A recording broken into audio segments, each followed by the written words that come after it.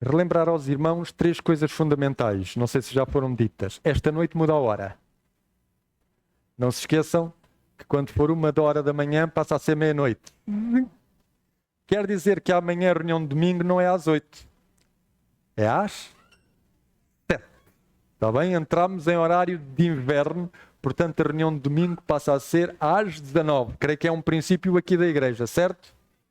Estão a ver? Eu acabei de chegar e já sei estas coisas. Outra coisa importante, no próximo sábado, reforçar que começamos com o primeiro culto às 9 da manhã e começamos também a semana de oração. A semana de oração vai do sábado dia 2 a sábado dia 9. E portanto, nós começamos no próximo sábado às 9 da manhã, eu estarei aqui às 9 da manhã com o primeiro culto, depois escola sabatina, não se esqueçam, e quem não tiver vindo ao primeiro culto ficará na escola sabatina para o segundo culto. Quem tiver vindo ao primeiro culto, no final da escola sabatina, sai para evitarmos que hajam pessoas na cave. É que nós, por lei, não podemos ter pessoas na cave na proporção que tínhamos.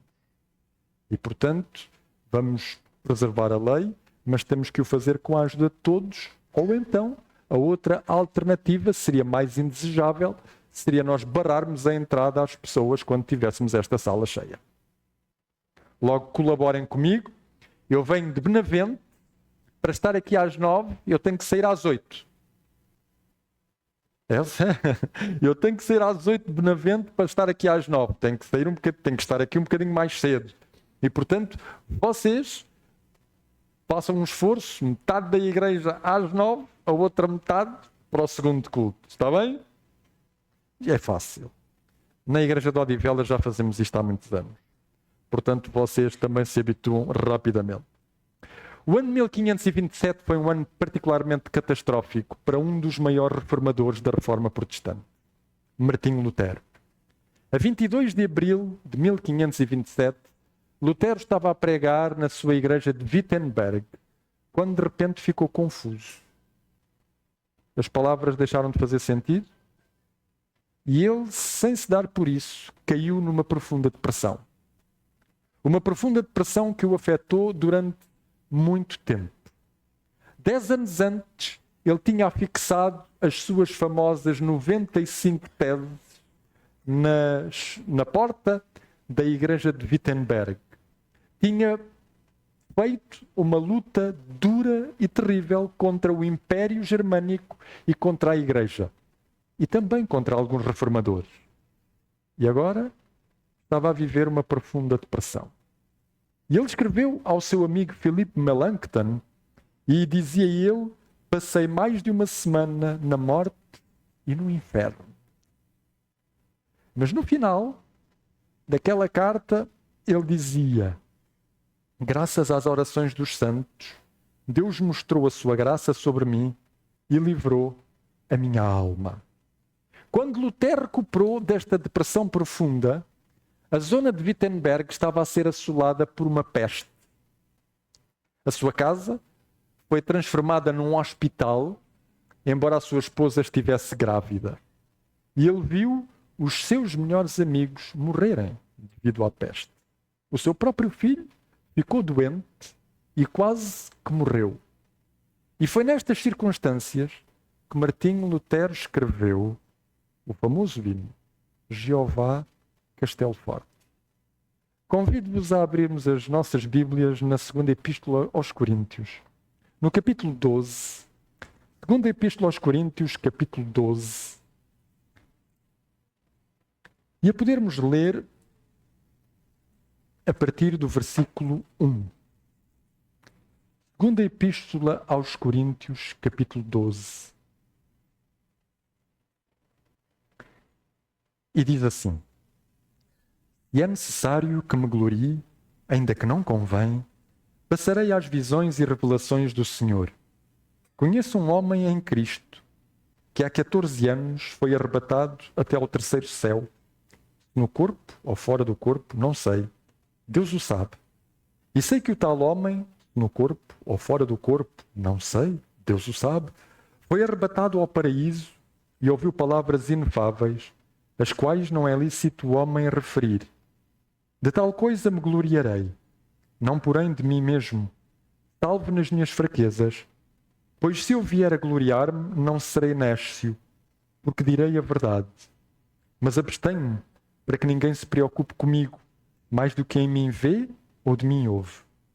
E para que não me ensoberbecesse com a grandeza das revelações, foi-me posto um espinho na carne, mensageiro de Satanás, para me esbofetear, a fim que não me exalte.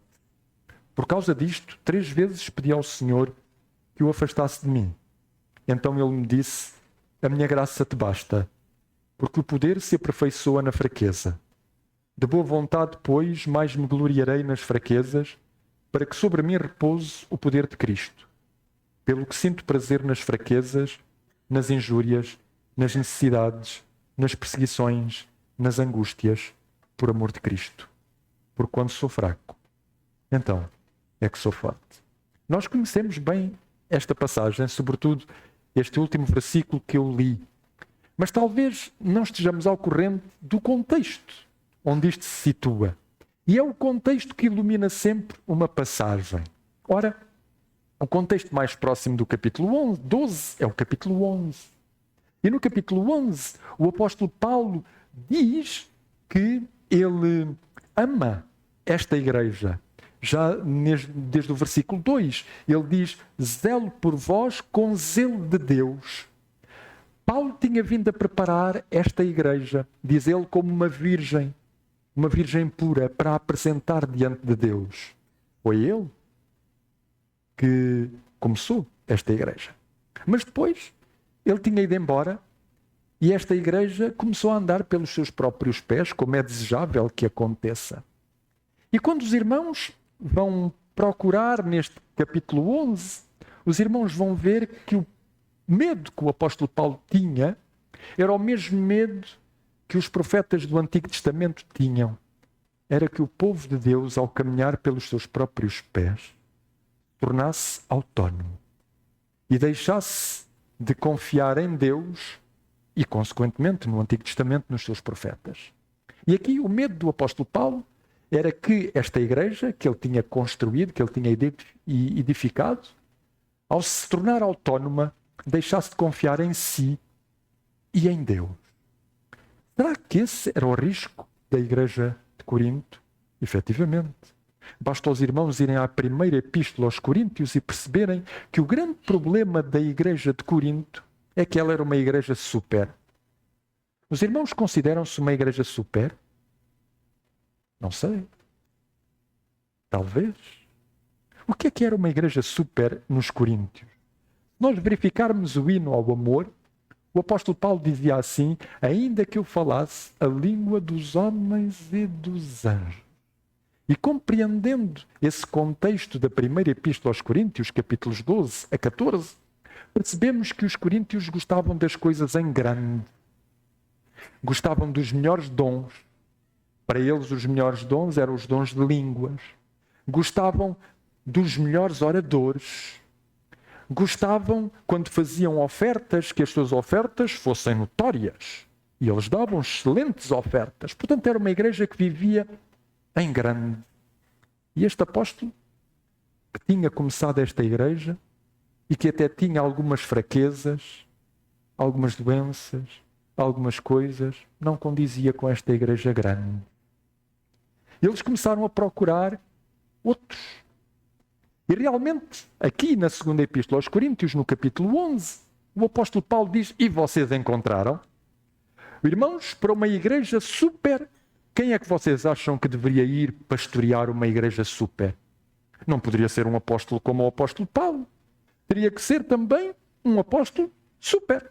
E é isso mesmo que o apóstolo Paulo vai dizer nesta igreja. Se vocês forem na segunda epístola aos Coríntios, ao capítulo 11, vocês vão verificar que no versículo 23 há uns determinados ministros de Cristo. Paulo até pergunta: são ministros de Cristo?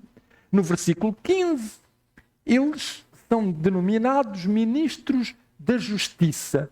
E Paulo utiliza um superlativo, o perlian. O perlian significa superapóstolos. Irmãos, a igreja de Corinto tinha um pastor à altura, vários aliás.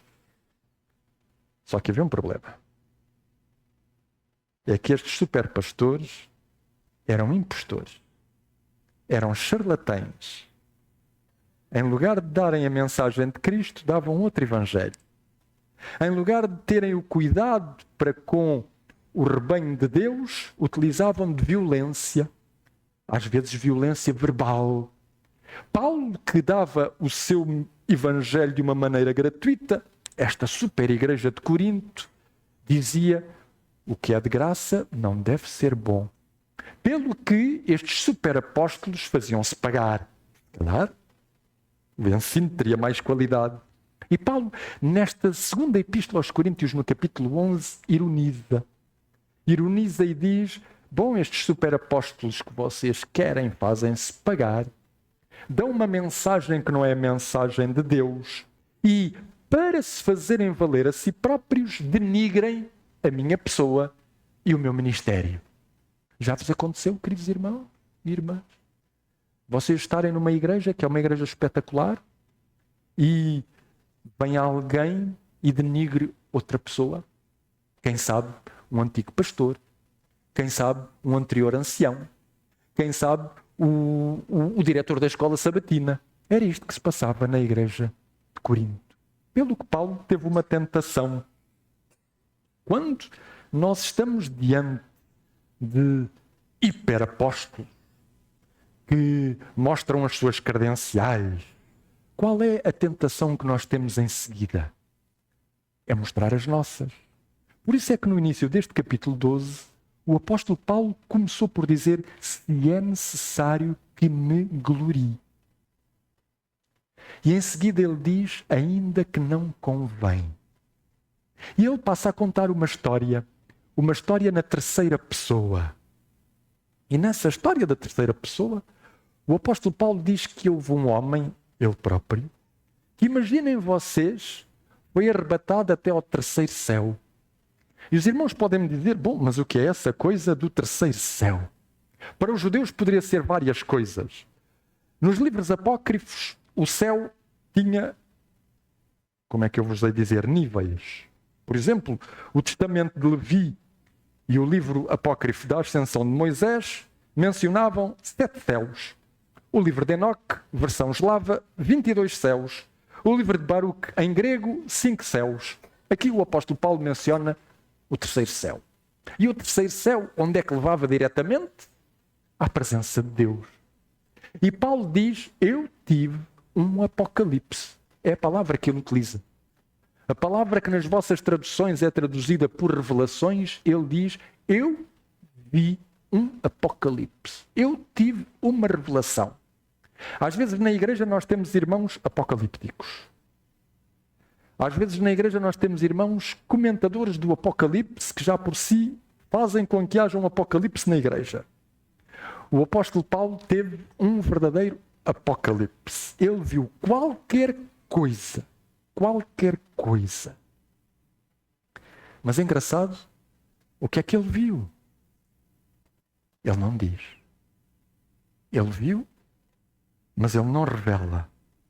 E Paulo diz isto de uma maneira muito simples. Ele diz assim: eu tenho as minhas credenciais, mas vou-me abster de revelar. Porquê?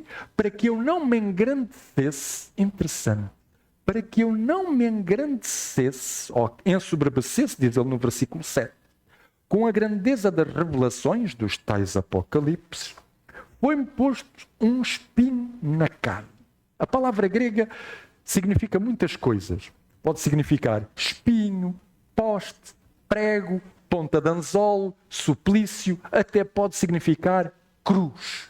Ou seja, o apóstolo Paulo vivia na sua vida um calvário. E de onde é que vinha este espinho? Está ali, mensageiro de Satanás. O espinho vinha de Satanás. Sabendo a origem de onde vem o famoso espinho, podemos saber qual era o objetivo. O objetivo seria, provavelmente, anular o apóstolo Paulo. pô-lo, como vocês irão ver daqui a pouco, fora de combate. Fazê-lo desmorecer, perder a confiança em Deus. E, na verdade, este famoso espinho já deu pano para mangas. Porque uns primeiros comentadores falaram que este famoso espinho poderia ser uma tendência sexual, poderia ser uma incredulidade, poderia ser uma falta de fé. Até que Tertuliano, no século II, disse: o famoso espinho na carne é uma doença. Eu fiz o inventário desde Tertuliano, no segundo século, que disse que era uma doença, até aos nossos dias. E sabem quantas doenças já foram postas no espinho da carne do apóstolo Paulo? Mais ou menos 150. Desde cegueira, gaguez, ataques epiléticos, problemas na coluna, reumatismo, epilepsia. A lista é variada. Ninguém consegue atinar com o famoso espinho na carne, mas o facto é que ele existia. E o apóstolo Paulo diz: para me esbofetear. O famoso espinho na carne foi para os bofetear. A palavra grega que aí está, kolafidzo, significa colapsar. E esta palavra grega fazia alusão às lutas que os gladiadores no circo romano tinham uns com os outros. E a um determinado momento dessas lutas, os gladiadores utilizavam umas luvas de chumbo que se chamavam justamente kolafidzo. Imaginem o que é levar um murro de uma luva de chumbo. É justamente para colapsar, colocar o adversário fora de combate. E o apóstolo Paulo diz isto: eu tenho credenciais, mas acontece que aquilo que eu vi e que vocês nenhum viram, a maneira pela qual Deus me chamou e à qual a vocês nenhum o chamou, a mim não me dá para eu me exaltar, porque eu ainda por cima tenho este problema com o qual eu vivo. Um problema que me quase colocou fora de combate, que quase me colocou fora do meu ministério. Como vos diz, não vou eu avançar qual era o problema do apóstolo Paulo, porque eu não sei. Aliás, já são 150 doenças, com esta minha correria o risco de ficarem a ser 151. Mas acontece que o apóstolo Paulo diz: por causa disto, 3 vezes eu orei ao Senhor. E qual foi a resposta? Meus queridos irmãos, vocês já vos aconteceu passarem por dificuldades na vida, de certeza. Por momentos difíceis na vossa existência. E se calhar na igreja, por vezes, em lugar de haver um irmão ou uma irmã que venham ter convosco e vos digam: eu estou a orar por vocês, vocês já devem ter ouvido que há pessoas que se interrogam: será que afinal ele é assim tão abençoado por Deus? Será que não haverá ali qualquer coisa na vida dele ou na vida dela que seja a causa desta coisa que lhe está a acontecer? É que era isto que acontecia ao apóstolo Paulo. O apóstolo Paulo, por causa das suas fragilidades, era alguém que era tido como menor. Se calhar não é tão escolhido por Deus. E reparem, os irmãos, que ele poderia ter dito: eu não sou escolhido por Deus, pois eu já converti N pessoas. Eu já fiz X igrejas. Mas não. Ele menciona apenas uma coisa simples: eu tive uma revelação do Senhor. E essa revelação do Senhor diz-me: a minha graça basta. A nível pessoal, nós podemos tirar aqui uma lição. Sabem que 18 vezes a palavra graça é encontrada nesta segunda carta aos Coríntios. Eu não tenho dúvida nenhuma que Cristo podia ter resolvido o problema do apóstolo Paulo, fosse ele qual fosse. Não tenho dúvida nenhuma. Mas Cristo preferiu assegurar o apóstolo Paulo da sua presença, assegurá-lo do seu poder, assegurá-lo da sua graça, do que resolver o seu problema. E às vezes, meus irmãos e minhas irmãs, nós temos diferentes problemas na vida aos quais nós muitas vezes oramos ao Senhor. E eu tenho a certeza que acontece convosco o que acontece comigo. Nem todos se resolvem. Nem todos se resolvem. Mas eu tenho a certeza que acontece convosco o que acontece comigo e o que acontece com o apóstolo Paulo. Se Deus não resolve, Ele assegura-nos da sua presença. Ele assegura-nos da sua força. Ele assegura-nos da sua graça, para que nós possamos conviver com esse problema e saibamos ultrapassá-lo. E a nível pessoal, isso muitas vezes é o fundamental. Às vezes nós queremos ver-nos livres das coisas. Nenhum de nós gosta de fraquezas. Nenhum de nós gosta de fragilidades. Nenhum de nós gosta de falhanços. Nós procuramos mascarar as nossas fraquezas e as nossas fragilidades. Procuramos disfarçá-las. Procuramos que ninguém saiba muitas vezes o que é que nos acontece.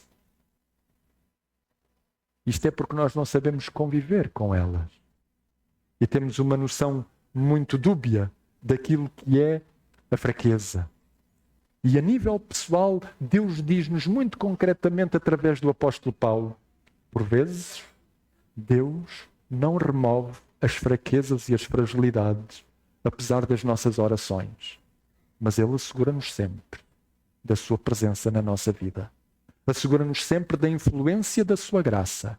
Assegura-nos sempre da capacidade que Ele nos dá para ultrapassarmos essas mesmas fragilidades.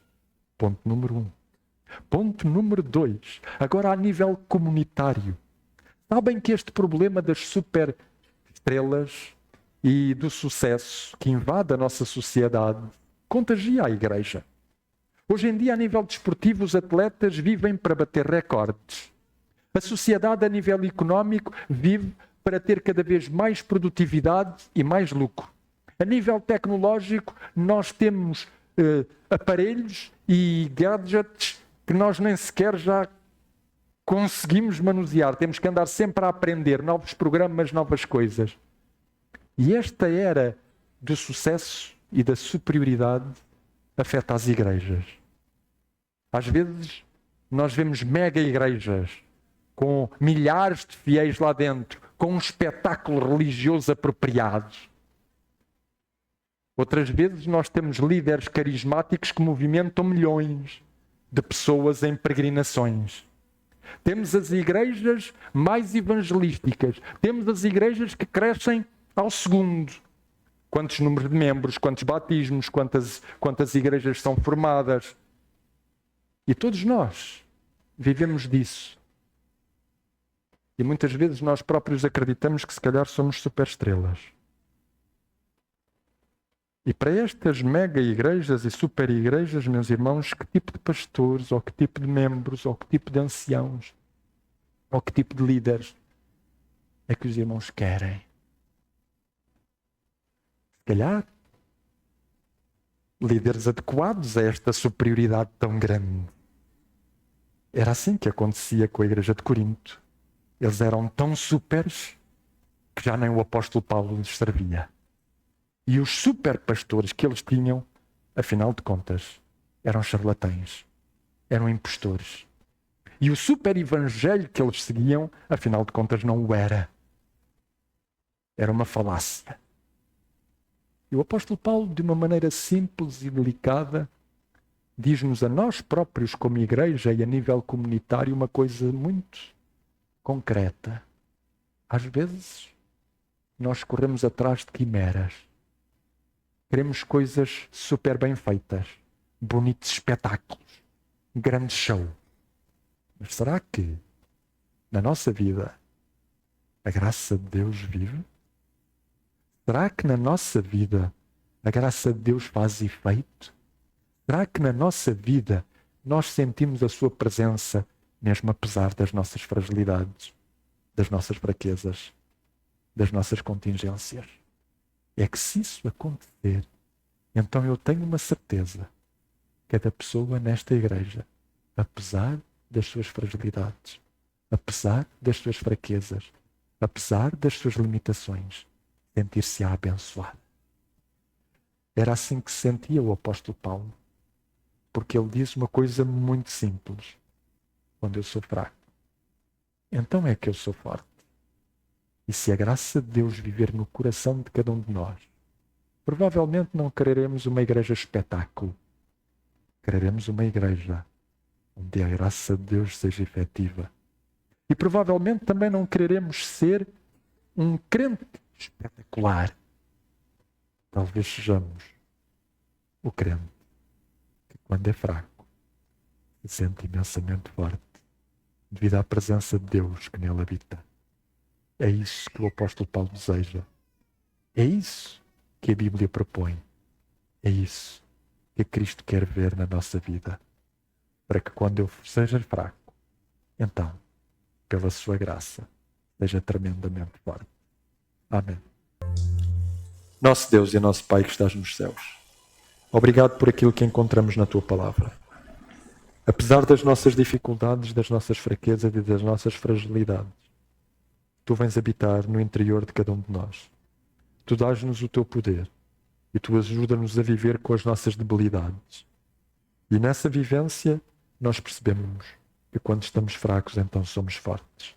E que essa força seja notória à nossa volta, na maneira como amparamos, como ajudamos e como guiamos aqueles que, como nós, convivem também com as suas fragilidades, com as suas fraquezas e com as suas limitações. Obrigado por Tu nos ajudares dessa maneira e obrigado por nos levares ao encontro daqueles que necessitam também desse apoio. E agradecemos por aquilo que continuarás a fazer por cada um de nós no dia de hoje, em nome de Jesus. Amém.